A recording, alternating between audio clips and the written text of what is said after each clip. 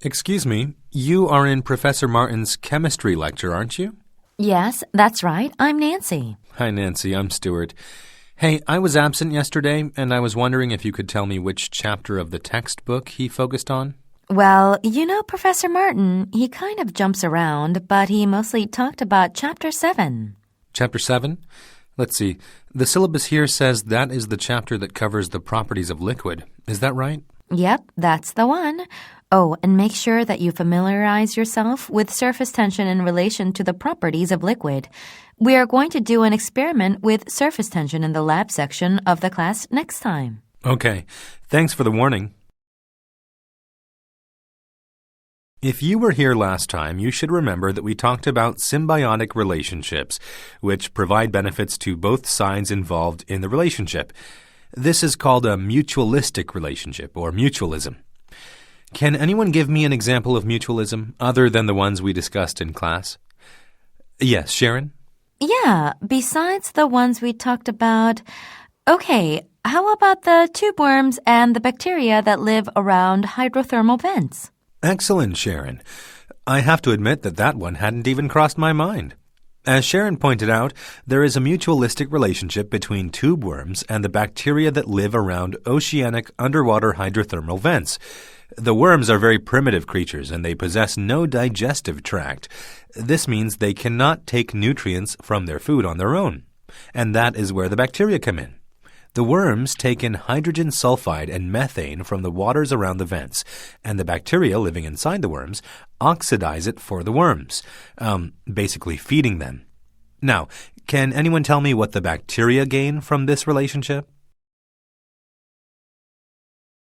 Listen to each conversation, then choose the best answers for each question.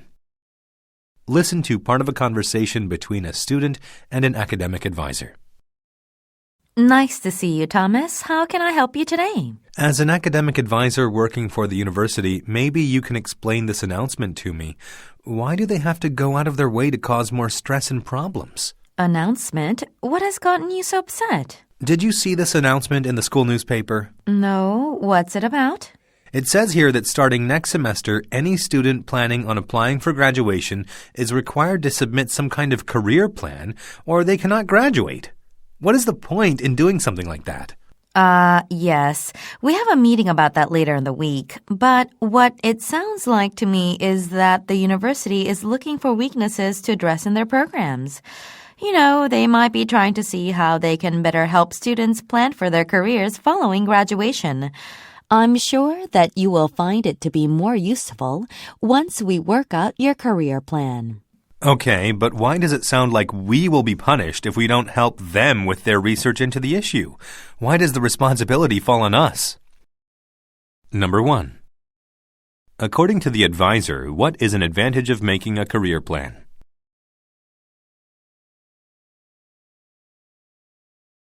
Listen to part of a conversation between a professor and a student. Hey, Mike, how are you enjoying Professor Cooper's class on comparative religion? It's great. It is my favorite class so far this semester. Thanks again for recommending it to me, Professor Fields. But I have to tell you, there is much more reading to do than I expected. I mean, there are a lot of different religions to look at in such a course, and I'm a little overwhelmed by the sheer amount of material he has assigned. Well, there are some tricks that you can use when you have that much reading to do. Like skimming and training yourself to focus your attention on the main ideas of paragraphs. I'm pretty sure I covered those study methods when you were in my class. Sure, I remember you discussing those methods, and I do that when I can, but I'm always nervous that I'm going to miss a key point that could show up later on a test or something. Yes, well, I remember you expressing the same concerns when you were in my Religions of the World class, and you turned out to be one of my best students that particular semester. Just hang in there and you will do fine. Number 2. What does the professor suggest to the student about studying?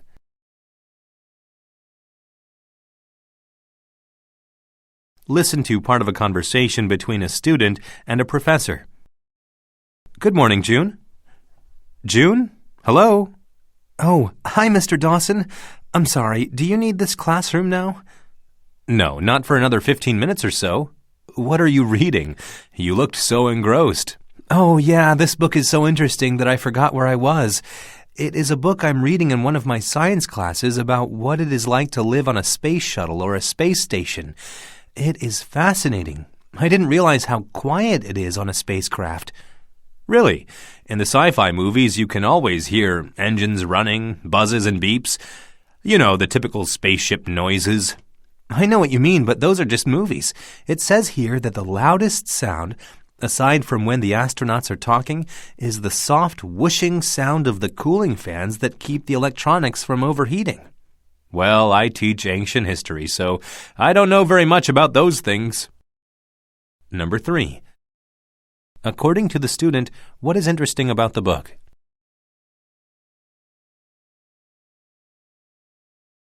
Listen to each lecture, then choose the best answer for each question. Listen to part of a lecture in a chemistry class.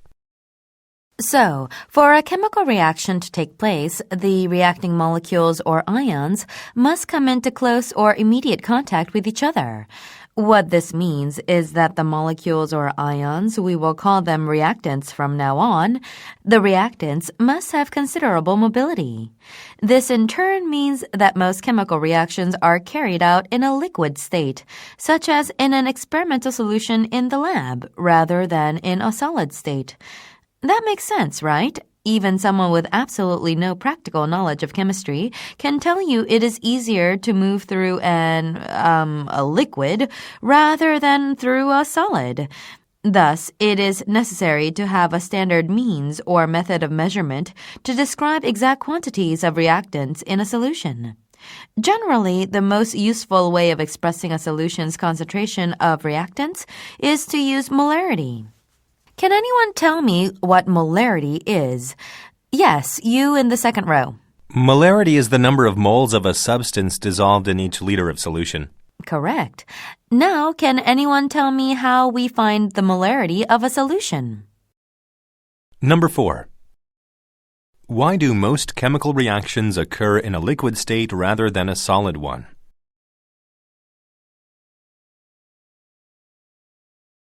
Listen to part of a lecture in a physics class. As we talked about earlier in the class, the classification and comparison of motions is called, Miss Jones? Kinematics? Kinematics, that's right. And it is a big subject because the world and everything in and on it moves. In fact, everything not on our world moves too. So kinematics does not only apply to our earthly existence. Even what seems to us to be stationary things, like roads or deeply rooted trees or parking garages, do move. All of these things are moving with the Earth's rotation, as well as the Earth's orbit around the sun. As you can imagine, classifying and comparing everything that moves, which is everything, is a very challenging and daunting task. So we have to decide, as scientists, what exactly do we measure and how do we compare? Do you have any ideas that could answer these questions, Ms. Jones? No, sir, but it probably involves more than a simple one-sentence answer. Yes. In fact, before we can even attempt to answer the what and the how, we need to first examine some general properties of motions that are restricted in a number of ways. Number 5. What is the significance of kinematics?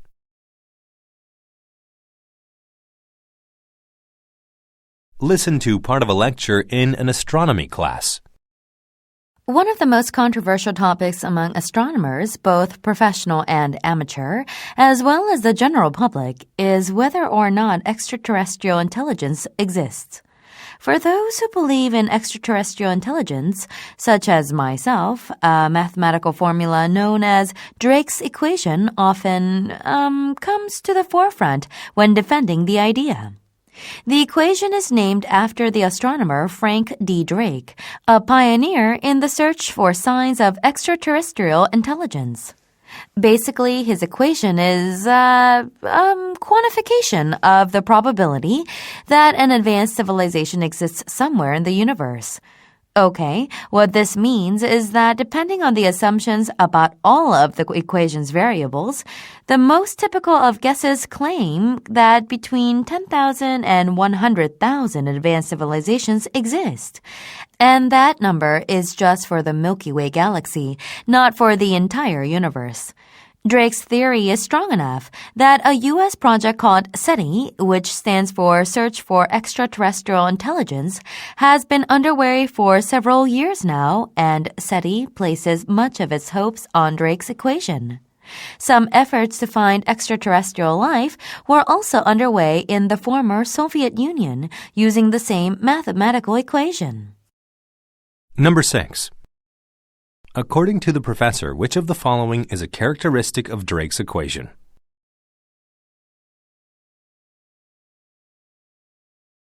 Listen to a conversation between a librarian and a student. Excuse me. Wait, please. Where are you taking that chair? Oh, I'm setting up some chairs over there in the corner. I'm preparing for a study group for my American literature class. I hate to ruin your plans, but you have to put those chairs back where you got them, as well as the ones you have already moved. You and your study group will have to make other arrangements. What? We can't use the chairs for a study group? What kind of university library is this? There's no need to take that tone. Of course, we welcome study groups, but we have rooms set aside and equipped for that. You should have reserved a group study room. Well, are there any of the group meeting rooms available in about half an hour? I'm afraid not. It's always wise to reserve a group study room at least 2 days in advance, up to 2 weeks in advance once it gets close to the time for final exams. That doesn't really help me now. Listen, will it really cause any problem if I just go ahead and hold the study group just tonight? We'll reserve a room for next time, now that I'm aware of the policy. I can't let you do that. Come on, why not? Each of the chairs you are using for your study group belongs at a desk or table. If there are no chairs, then the students who come here to study on their own have nowhere to sit. And true, letting one group do it one time will not cause all that much trouble. But if I let you do it, then someone else will ask to do it. Things like this have a way of snowballing. So I can't allow any exceptions. Besides, you said that you are having a study group. That means you and the others will be talking loud enough for those in the group to hear you, which is also against the library rules. Number 1. What are the speakers mainly talking about?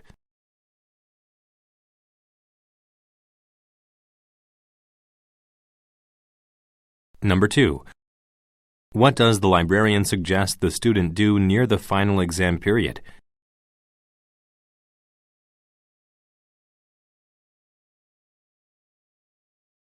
Number 3. Listen again to part of the conversation, then answer the question. There is no need to take that tone.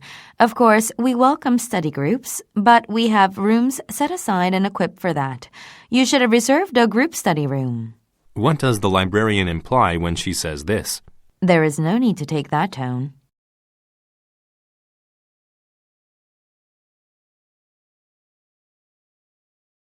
Listen to part of a lecture in a biology class.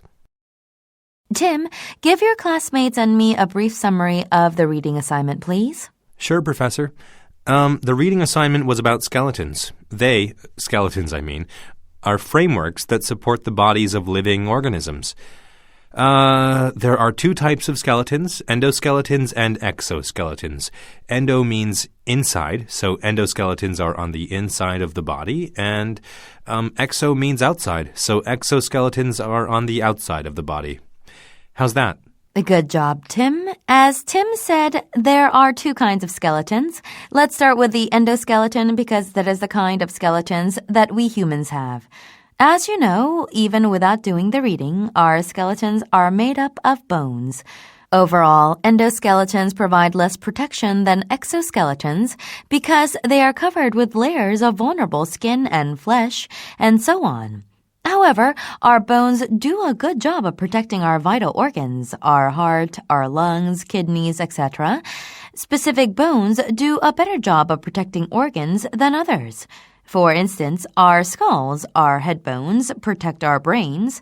Our ribs or rib cages shield our hearts, lungs, and various other soft tissue. Now, exoskeletons are on the outside of an organism's body. Some good examples of organisms with exoskeletons include insects, such as beetles, and creatures like crustaceans, like lobsters and crabs. These outer skeletons provide creatures with excellent protection from injury. In the case of the lobsters and the crabs, they provide protection from water as well. Creatures with exoskeletons are generally pretty tough. On the contrary, you know how easy it is for us, for humans, to injure ourselves with cuts and burns.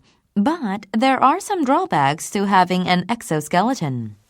One advantage an endoskeleton has over an exoskeleton is that creatures with endoskeletons are more flexible. Our bones can actually bend to a degree, but if it bends too much, it can break. But this flexibility makes it easier for us to move. You've observed how clumsy and bulky that beetles seem with their exoskeletons, right? In addition, having an exoskeleton puts a limit on a creature's evolution, especially in regards to size. Insects and crustaceans are small compared to mammals, fish, and reptiles, right? That is because heavy exoskeletons have stricter limits. Number 4. What is the main point of the lecture?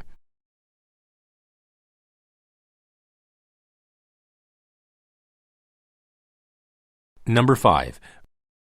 What does the professor say about exoskeletons? Choose 2 answers.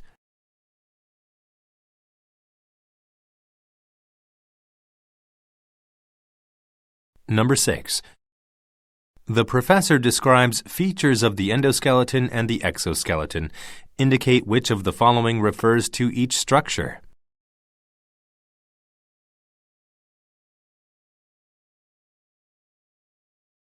Listen to a conversation between an academic advisor and a student. Good morning, Mrs. Phelps. Did you have a good weekend? Hi, Wayne. Yes, I did. Thanks for asking. What can I do for you so early on a Monday morning? I came in to get your signature for my course registration form for the coming semester. Wow, you are really ahead of the game.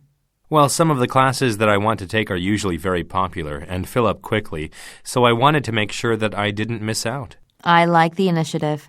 Okay, let me take a look at what you have here. Good. Going to get the math requirements out of the way. That's a good idea. Is there something wrong?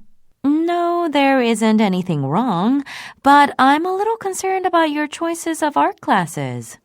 Oh, what is the concern? Aren't you still an art education major? Yeah, but I've been having some doubts. I can see that from your class choices. Oh, you can see that just from the classes I've chosen? How is that? Well, all of these classes are perfectly acceptable for an art education major to take, but you are taking no lecture classes. Every art class you have here, all 4 of them, are heavy on studio time. They are all very hands-on type classes. Yeah, I suppose you are right. And I've been having more than just doubts about my major. Why is that? You have been doing very well in your classes. What has changed? Well, honestly, in the past couple of semesters, I have had very few opportunities to actually create any art.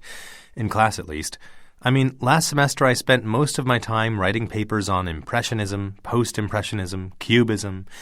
Writing, but no creating. I had a lot of hand cramps from typing, but I wasn't able to get my hands dirty. That is how it is for an education major. Even an art education major. You have to know what you are talking about when you get into the classroom. Thus, lots of lectures, lots of writing assignments, lots of reports, and so on. Sure, I understand that, but I'm starting to think that maybe art education isn't the field for me. I've come to the realization that I would probably get bored very quickly if all I was doing was teaching students about different types of art. And even in a hands-on art class, I'd be teaching them how to paint or sculpt or make a collage, but I wouldn't be making anything new myself. I think I understand what is going on here.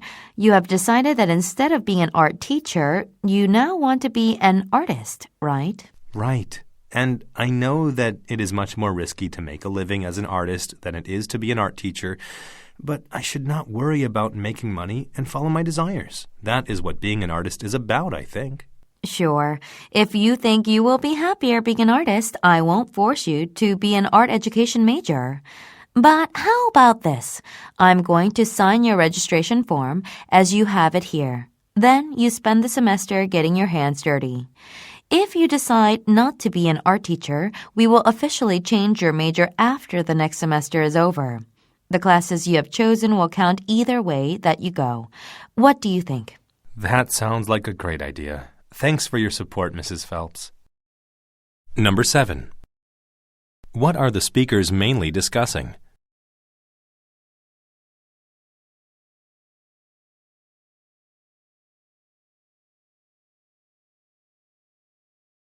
Number 8. Why does the student mention hand cramps?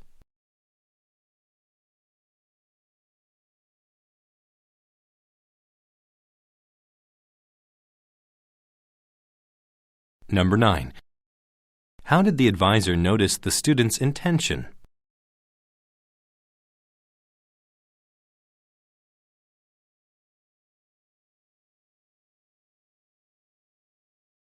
Number 10. Listen again to part of the conversation, then answer the question. I came in to get your signature for my course registration form for the coming semester. Wow, you are really ahead of the game. What does the woman imply when she says this? Wow, you're really ahead of the game.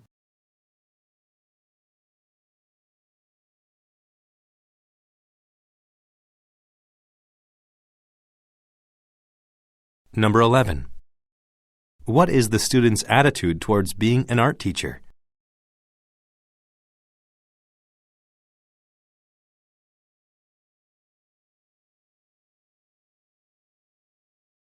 Listen to part of a lecture in a sociology class. As we discussed previously, crime is nothing new. Crime has maintained a constant presence in society, though the forms have changed with the times. Nowadays, we have some kinds of crime that did not exist even 20 years ago, or less. When I was your age, there were no crimes that took place over the internet, for example. And many crimes have changed in the way they are carried out, such as identity theft. 20 years ago, to steal someone's identity, it took some clever forging skills to make a driver's license and other documents. Now, on the internet, you can pretend to be anyone as long as you gather enough electronic information. Some types of crime, though, have changed little with time. Murder is still murder, rape is still rape, theft is still theft, and the list goes on. They are no more or less horrible than they have been throughout human history. Today we are going to talk about crime as a profession. Now, there is a difference between random crime and professional crime, right?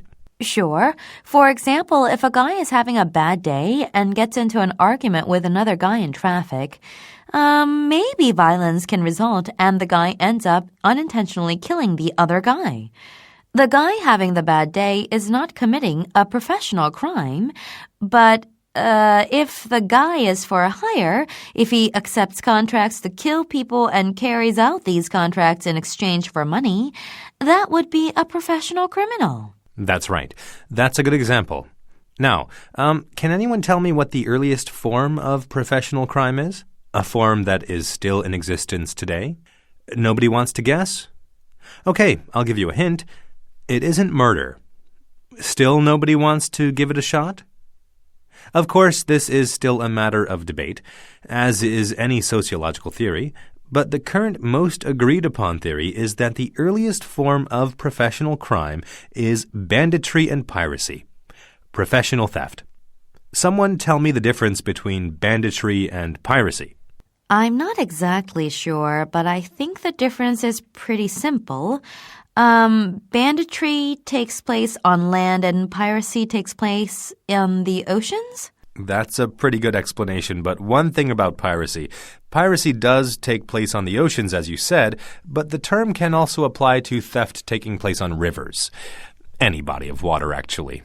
Okay, let me give you a little background. Banditry and piracy. professional theft, remember, were and are still found in rural societies where local, state, or international control are ineffective. As you can imagine and have probably seen in films, criminals are extremely difficult to catch after they have escaped into rugged mountains or out onto the vast seas. So about the best the authorities can do to combat banditry and piracy is to cut the thieves off from the support of regular society. This is a punishment, though not an official punishment, for the thieves.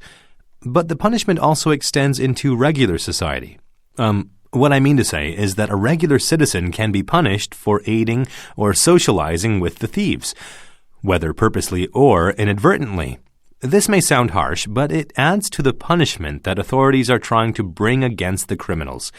Since they are cut off from regular society, these outlaws, another term for thieves, bandits, and pirates in general, both live and work outside the bounds of society. Because of this separation, the outlaws are constantly faced with the problem of maintaining life and keeping themselves supplied with the basic necessities, food, clothing, and such. Some outlaws accumulate staggering amounts of wealth, but it really does them no good because they lack the freedom to enjoy the wealth that they have stolen. That's how regular citizens, oftentimes family of the outlaws, get into trouble. The outlaws contact them to get assistance in acquiring the basic necessities. Another prominent feature of the outlaw lifestyle is that it is very unpredictable, very unstable. You could say their lives are precarious. They are constantly on the move, and if they are not constantly moving, they still have to be constantly prepared to run away. They make their living by launching surprise attacks on travelers on the roads and sea routes, right? Well, this type of activity has a way of drawing a big response from local governments. These responses are usually in the form of heavily armed military forces. To avoid being caught by the military in their banditry and piracy activities, the outlaws have to be careful not to let their activities become routine. If they start committing their crimes in any sort of predictable manner, the military may be waiting for them. And in many places where bandits and pirates are a big problem, the military does not even bother taking the outlaws prisoner. Rather, they just shoot them on sight. Okay, now, because of their living situation, cut off and always on the run, the groups of outlaws definitely need organization. Which brings us back to the original point. Number 12. What does the professor mainly talk about?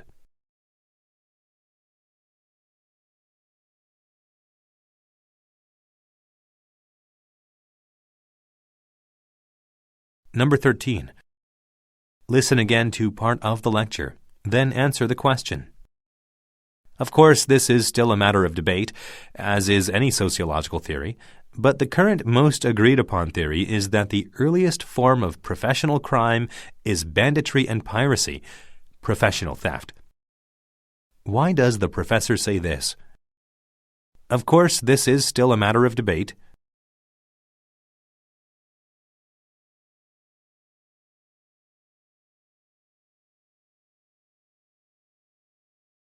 Number 14. Why does the lecturer mention a driver's license?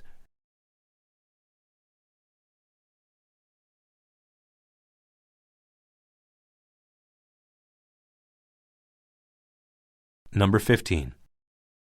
How are pirates or bandits punished unofficially? Choose two answers.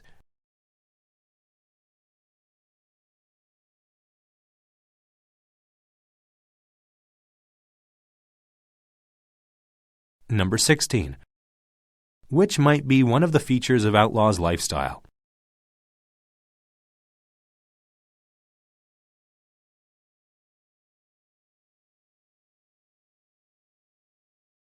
Number 17. What can be inferred about modern types of professional crimes?